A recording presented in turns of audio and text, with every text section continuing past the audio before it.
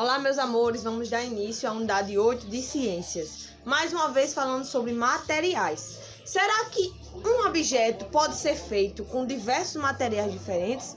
Logo no nosso livro, logo de começo, na unidade 8, a gente pode ver um copo feito com vários materiais diferentes. Um copo de barro, um copo de vidro, um copo de plástico, de alumínio e esse daqui também é de plástico. Então, esse aqui é de papel. Então, são um copo feito com materiais diferentes. Com o mesmo uso, não é verdade? A gente usa o copo para colocar algum líquido para a gente beber. Só que o mesmo objeto ele pode ser feito com vários tipos de materiais. Agora, depende de para que seja o uso. Por exemplo, uma janela. A janela da minha casa, por exemplo, é feita de madeira. Mas existem janelas de vidro também. Então, existem vários objetos que eles têm vários materiais diferentes, mesmo eles sendo um objeto com a mesma utilidade, certo? Na antiguidade, muitas pessoas eles usavam materiais que eram encontrados na natureza, por exemplo, pedra, barro, e aí eles faziam os objetos para o seu uso. Atualmente ainda é feito dessa forma em alguns lugares. Algumas pessoas utilizam de materiais que são próprios da natureza para construir alguns objetos, com grãos, com barro, com areia, com diversas coisas encontradas na natureza, certo? E funciona da mesma forma, da mesma maneira.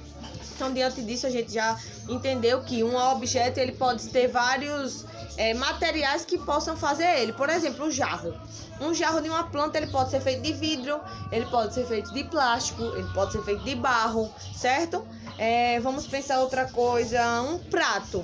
Ele pode ser de alumínio, ele pode ser de plástico, ele pode ser de vidro. Então, aí a gente pode ver que existem vários materiais para produzir um único objeto, não é verdade?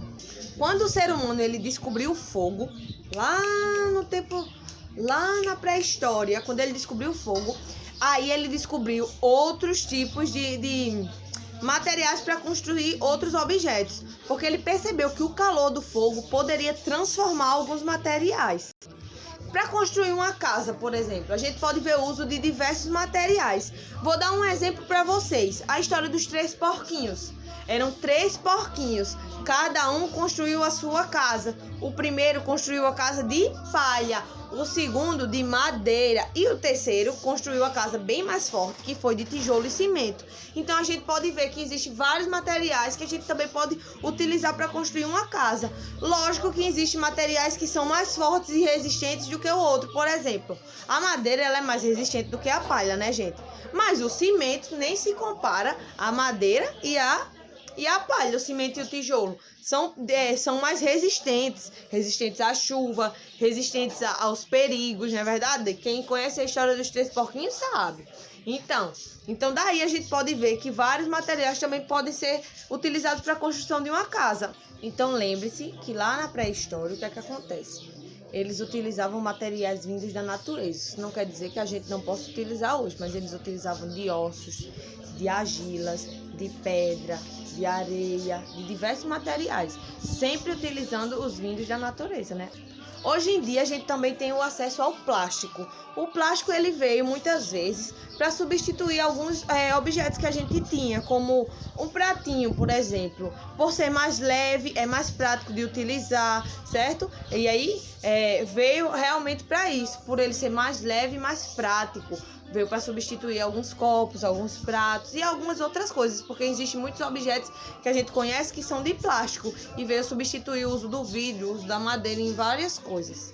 Nas nossas próximas aulas de ciência, a gente vai aprender a como descartar de maneira correta todos esses materiais, certo? Hoje a gente só veio para lembrar um pouquinho assim dos materiais que a gente conheceu e entender como eles eram usados na antiguidade, certo?